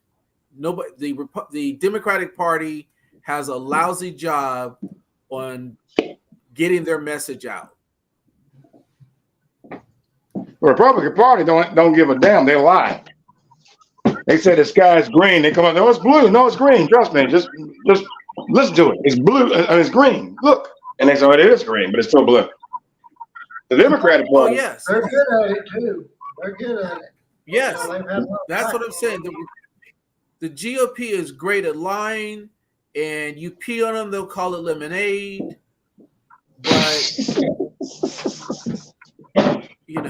Or you pissing down my back, you talking about it's raining. No, it's piss. Yeah. So it tickles me. It's sad at the same time. I shouldn't be laughing at it. Sad. That yellow snow, that's flavored lemonade. And then let me say this about the Democrats as well. They're too weak to make a response. Like the little camp down. Okay. So if the Republicans lie like they lie, put fear and all that stuff to get the other side to seem like with all the lies and all that stuff, the Democrats didn't know how to do it. Tell the truth. Get your fangs into them. They don't have to fight. You know what I'm saying? They're yesteryear. They don't know how to fight no more. They're old. They're ready to go to sleep. Take a nap. Right. Drink some prune juice. Totally Whatever. agree with you. Totally agree with you. Democrats have no cojones. Well, this Democrat has. You remember Michelle Obama used to say, when they go low, we go high. That was like saying you could run all over us and we won't do anything. Remember that? Yeah, I remember Oh, she yeah. said that, and I would have said it a little different. I would put a little spunk into it. Like, if you want to play stupid, I'm gonna play smart, and that sounds more, you know. Oh wait, if you want to try to play me stupid, I'm gonna try to play you. Wait, I said it right the first damn time. Excuse me. I Right. come up with new And- words sometimes. Sometimes. Right, and we all understand what she was saying, but it's just a thing of that the Republicans play. There are certain people that play really dirty. I can't Sure. say Republicans because of what I do, but there are certain groups that play politics, and their money is green as well. We accept green dollars, no matter what your politics is. I'm trying to Right. help all families, but Right. I think Michelle Obama meant well with what she said. You know, I got what she was saying. She was taking Hey. more high ground, and she meant well. You know, that was a noble thing to do, but it was taken by the Republicans as a sign of weakness, and they chose to jump on everybody that had anything to do with decency. And look what happened. Look what the weakness they had. They had to get a Joe Biden instead of me for 2020. I could have knocked out Trump 3 years ago. But no, they're too damn weak and too damn afraid. Well, we already got one black person. I don't want to. I hope it's not about color. The reason why I'm not in there, but we already had Obama. Now we got to have another one. I hope that's not what it is. I was told from certain people it's not, but from Joe Biden, the leadership of the Democratic Party, yeah, I believe, yeah. But the wholeness of the Democratic Party, no. The progressives, no. They're waiting on another brother or somebody else than what we've been had 43 straight times. You got to mix it up sometimes because it gets too stale. So that's all I'm saying. But no, Michelle, our former first lady, she was right. But you could when they go low, you can go high. By going high, you can. When she said that it was a different time than what we're going through now, but now they're playing, like you said, dirty. We have to not get in the dirt with them, but we got to look up from above, point out everything that they can't see because they're in the mud, and find ways to communicate with them with the opposite, just like I do daily on my campaign page and whatnot. And I engage with Republicans every day. And they'll tell me the same old bull crap that I hear on the news, same old beliefs. Trump is God and all this other crap. About 60% of them, after I showed them my story and my FBI stuff, the letters and everything from the senators and congresswomen, my $2 billion lawsuit, they look at that stuff and they say, oh, okay, you got my attention. The other 40%, they just got their head in the sand. They said, no, I don't want to deal with this. I don't want to believe it because a lot of them, they know the truth, but they will be feeling too embarrassed to accept the reality that Donald J. Trump and some of these Republicans have been bought off from these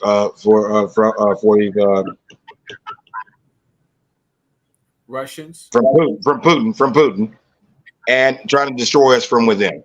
And they don't want to be played like a fool. I don't want to be played like a fool, but I'd rather learn, take my hits, follow my sword, and learn from it. There you go. Let's move on to the next topic. The U.S. military recruitment crisis and the struggle against imperialist war. The United States Armed Forces are facing a deepening recruitment crisis with far-reaching implications for the struggle against imperialist war. This year, the U.S. Army is expected to fall almost a quarter short of its annual 65,000 recruitment goal. According to an April 20 press release from the Department of Defense, the Navy is expected to be 6,000 enlistees short, and the Air Force 10,000 enlistees short of their 2023 goals.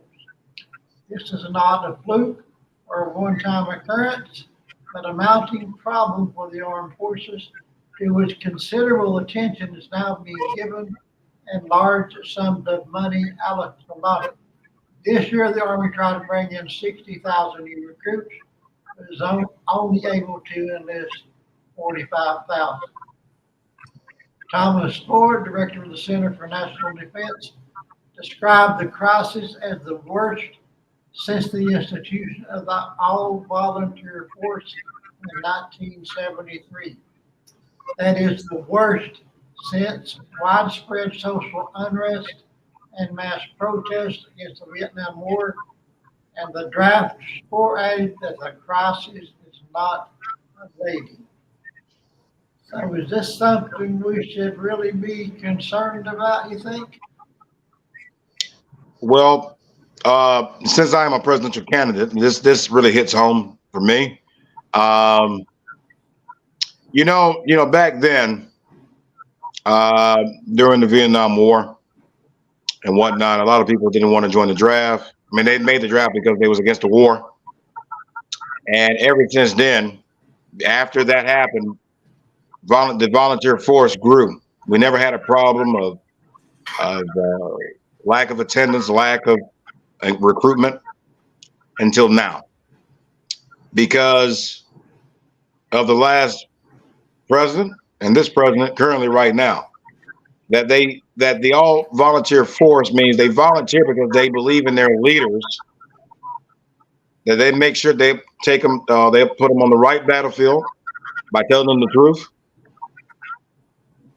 by giving them everything they need to make sure that the family is taken care of and make sure they get taken care of when their mission is complete. As president, I would want to rebuild the trust between our government and the people. Therefore, if the people have enough faith and the spirit within them, the American spirit be reawakened, the spirit of service will return. But as long as we have these current leaders right now, people got common sense, people know what's going on. They're not going to join until we change leadership. Now, I'm not talking about changing Trump, not Biden. I'm talking about somebody brand new. Somebody has connection to our military. I do, through my father and through the Sons of the American Revolution, President George Washington. That's my bloodline from my father's side of the family. They were white. I'm like third generation from my great-great-grandfather. Third or fourth. And they're akin to that bloodline. I believe with my leadership, my story and everything, it can awaken the American spirit and the spirit to volunteer. Because we show unity. It brings back who we truly are. That we will not have to be forced to fight for what's right, as long as we know the truth about what we're fighting, what's right about. The fight must be right. The mission must be sound. And our people deserve the best in our leadership, but we don't have it right now. Hopefully soon with me. With your vote. Lamar? Well, I'm for a draft that everybody has to serve. That's what most countries around the world do to support themselves, and everybody has skin in the game. And so with that being the case, you see that other countries don't have the incidents of damage to its fellow citizens, and I'm speaking of gun violence, because the citizenry considers each other valuable. They respect each other. And we clearly show that we do not value each other. And the US has a very unique history in itself through devaluing people, and devalue is the same thing. So if we had a draft 2 weeks after high school or 2 weeks after college, you're in basic training, you spend at least 2 years in.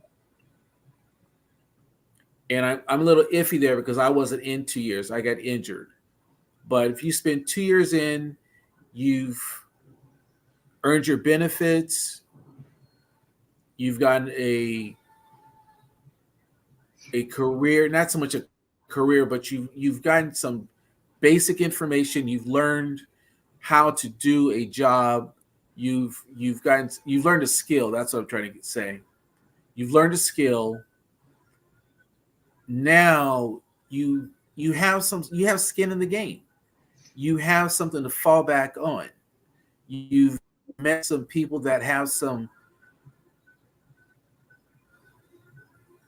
real character. That's worth something. And that should be what we want to aspire to have as a country, is people that have character, and not thinking that, the best part of my day is when I got home and I got to sit in front of the TV playing shoot 'em up. Yeah. So yes, I think we need to have a draft which teaches basic respect for self, others, in the country. And other countries have proven it that works.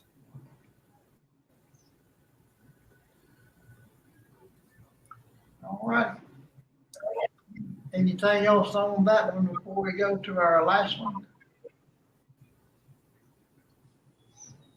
Okay, last thing we got here, report 90% of online content may be AI generated garbage by 2026.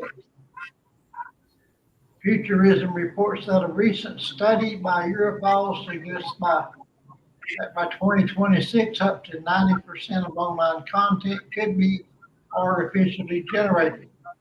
This staggering figure has sent ripples through various sectors, from journalism and art to technology and law enforcement. Synthetic media, which refers to content generated or manipulated using artificial intelligence, is not a new phenomenon. However, its rapid proliferation has raised eyebrows and concerns alike.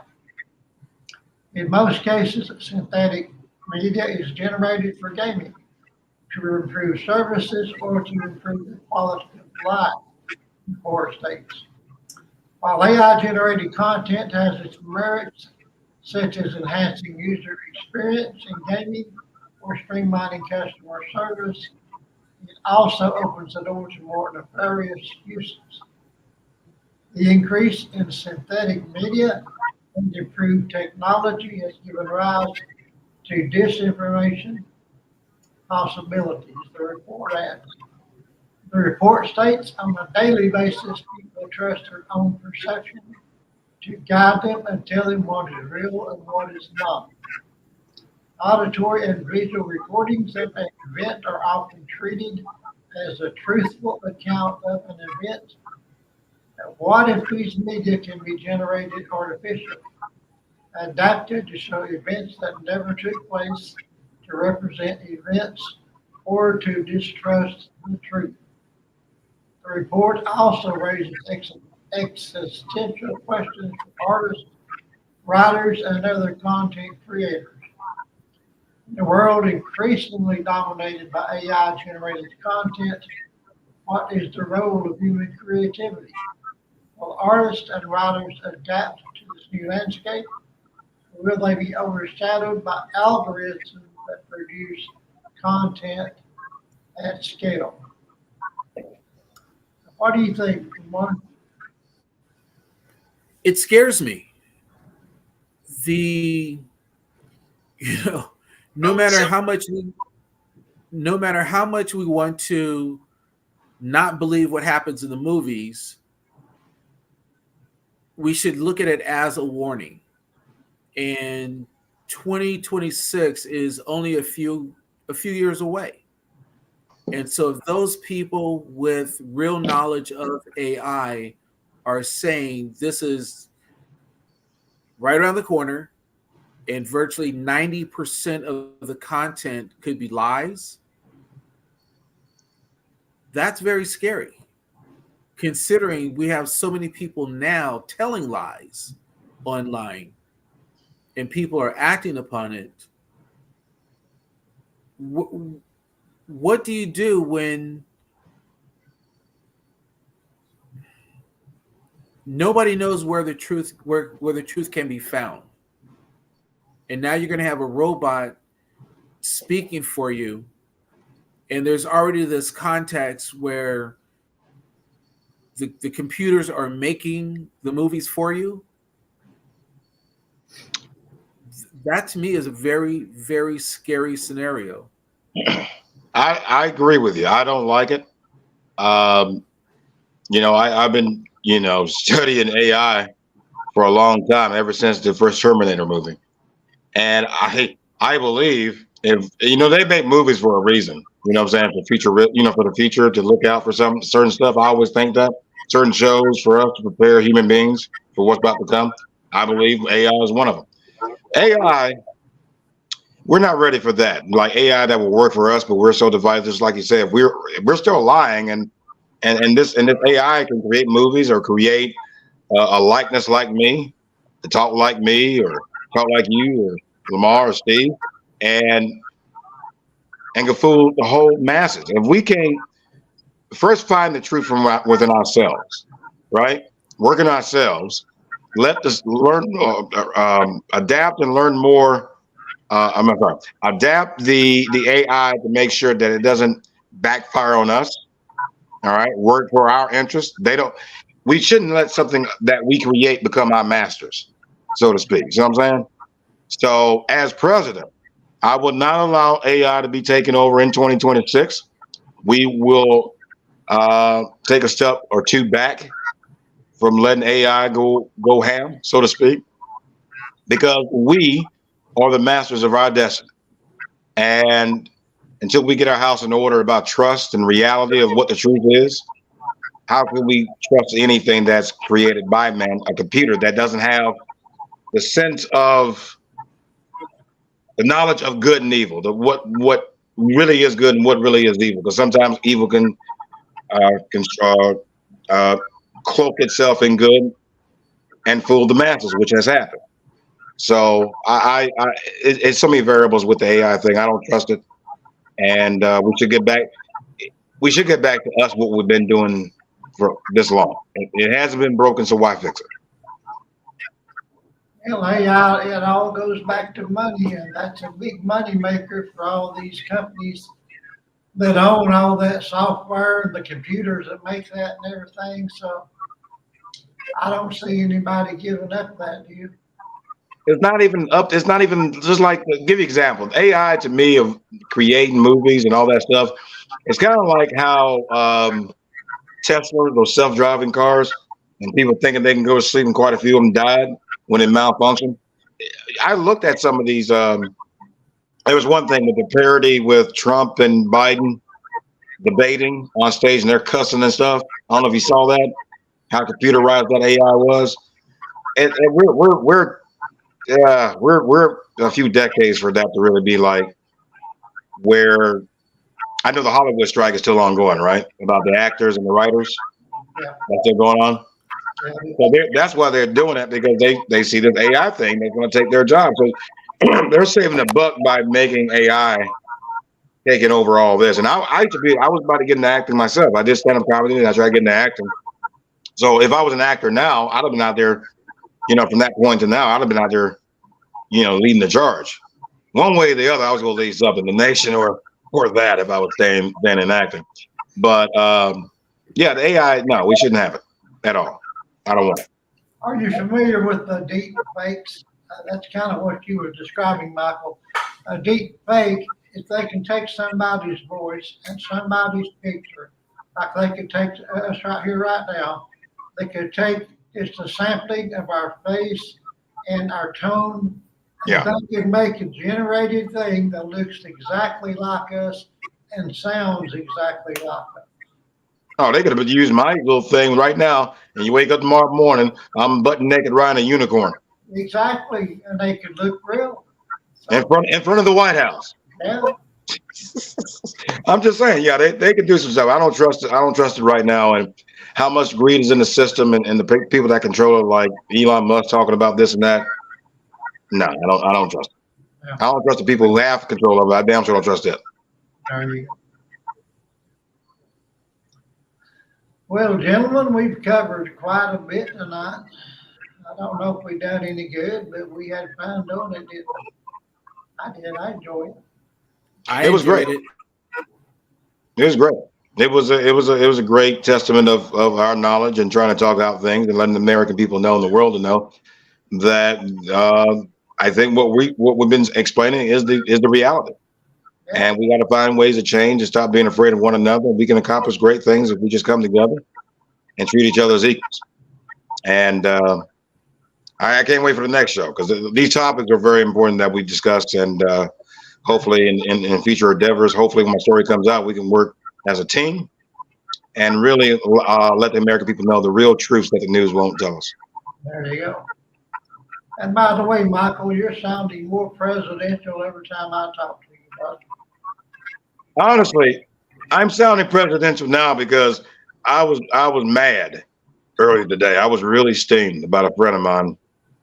I don't want to get into details, but let's just say if you got doubt because you're tired, if I had doubt, I wouldn't be here. And you just got to be careful who you have around you, and because that can bring you down. And I'm not gonna let nobody bring me down. So I was upset. But so okay, I was kind of worried. So I sound more presidential upset. All right, I might just show more of my anger and manifest it in a positive way by speaking it.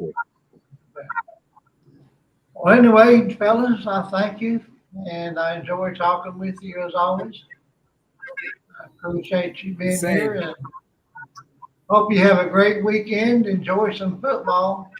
Let's go Browns! Yes. Let's go Browns! Let's go Browns! Sorry, I had to get that out. Sorry. Yeah. Roll yeah, Tide. Go Browns. Go Browns. It's all about the Raiders. It's all about the Alabama Crimson Tide for me. Oh, Roll Tide too. Roll Tide and Ohio State and Colorado. Those are my teams. All right. Well, good night, gentlemen. You have a good night, and we will catch you next time. And all you folks that join in watching. Yes, sir. Good night. Please tune in again. We're here every Sunday, Tuesday, and Thursday, 9 p.m. Eastern time. So tell everybody to check us out. Good night. Y'all have a great weekend.